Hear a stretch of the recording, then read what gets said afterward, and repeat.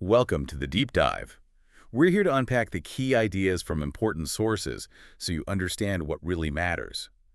Today, we're looking at sustainability in business. Mm, And often, the first thing people think of is uh, green marketing, right? Making the brand look eco-friendly. right. But this article we're digging into, Beyond Green Marketing, Repairing Business Systems, makes a strong case that real sustainability, it's much more than just polishing the image. It's about fundamentally rethinking, maybe even fixing how businesses actually run. Exactly.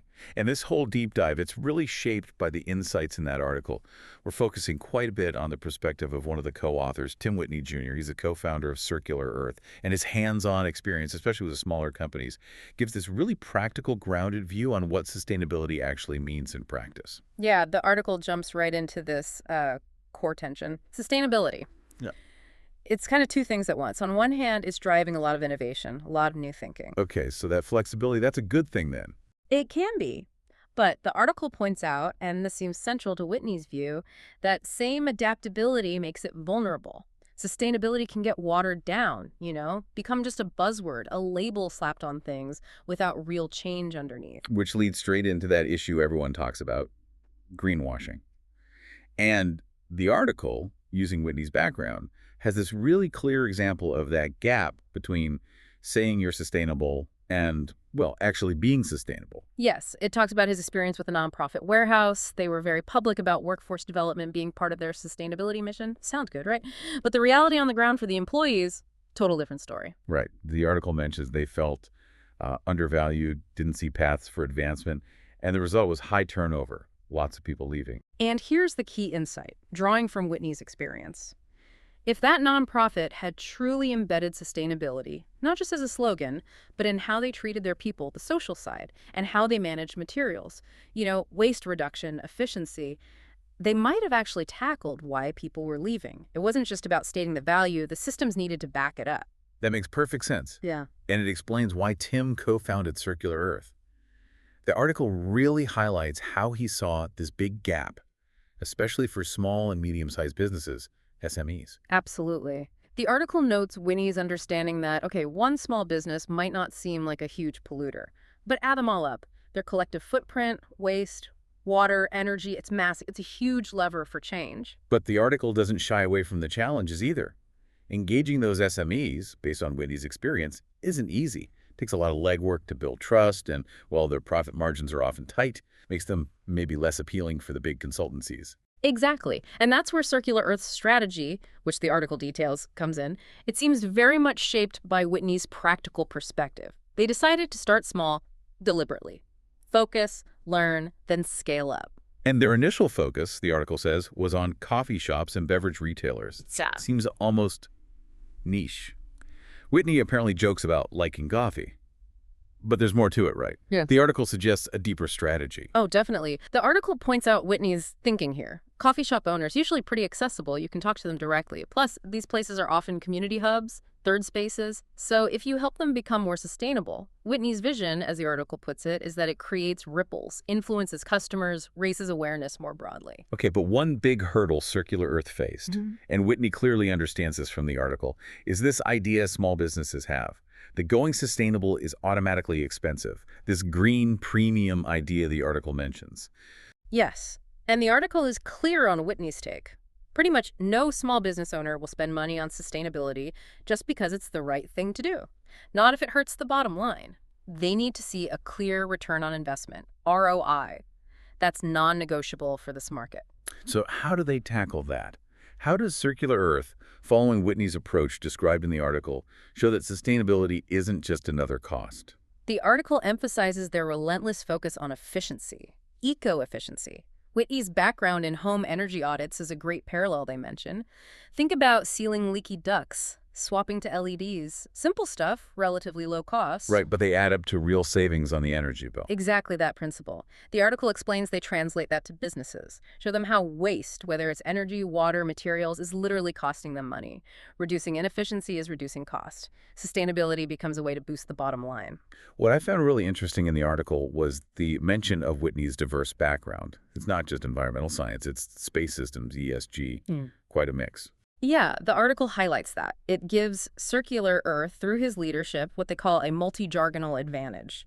It means they can kind of speak the language of different industries, understand their specific norms and values. So it's not just about the what of sustainability, but the how of communicating it effectively, Yeah. understanding the different business contexts. Precisely. That broad experience Whitney brings, according to the article, helps them see patterns, apply systems thinking. They can look at a business, understand its unique environmental pressures, the risks, and tailor the approach. And one key tool the article mentions is waste flow mapping. What exactly is that? The article describes it as basically creating a detailed map. Where does everything a business uses come from, and where does all the waste go? All the different types. It gives clients this really clear, holistic picture of their impact. Whitney notes in the article it's often a big aha moment for owners.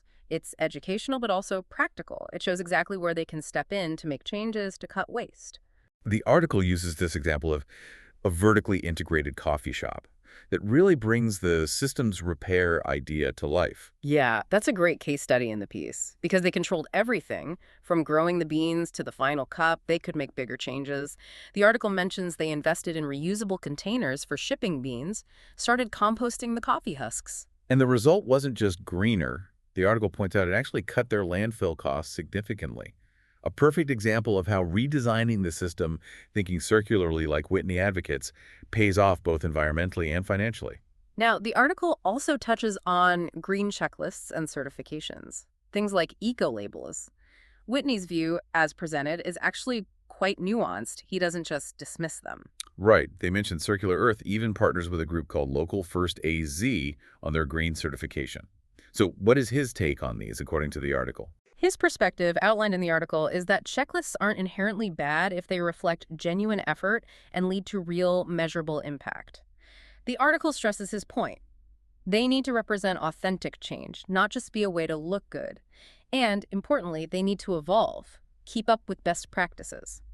Okay, so for Circular Earth themselves, how do they measure if they're succeeding with a client? What metrics matter most, based on the article?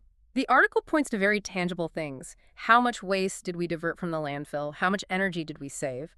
But crucially, they always tie it back to cost savings.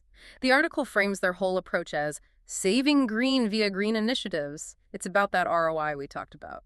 And it sounds like they're looking beyond just environmental and financial metrics in the future. The article hinted at that. Yes, it mentions Whitney's interest in eventually measuring social impacts, too. Things like employee engagement, maybe a sense of pride in the company's responsibility, recognizing that sustainability is broader than just emissions and waste. You know, one of the most profound ideas in the article, attributed to Whitney, is about shifting how we even think about sustainability, moving away from seeing it as just rules and regulations. Exactly. The article explains his argument that we need to see sustainability as simply reality, the authentic way to operate. He has this great quote in there. Within the bounds of sustainability exists reality, not the other way around. Wow.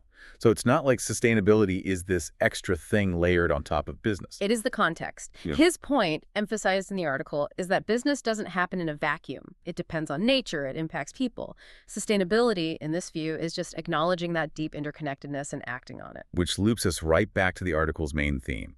Sustainability as systems repair, not just marketing fluff.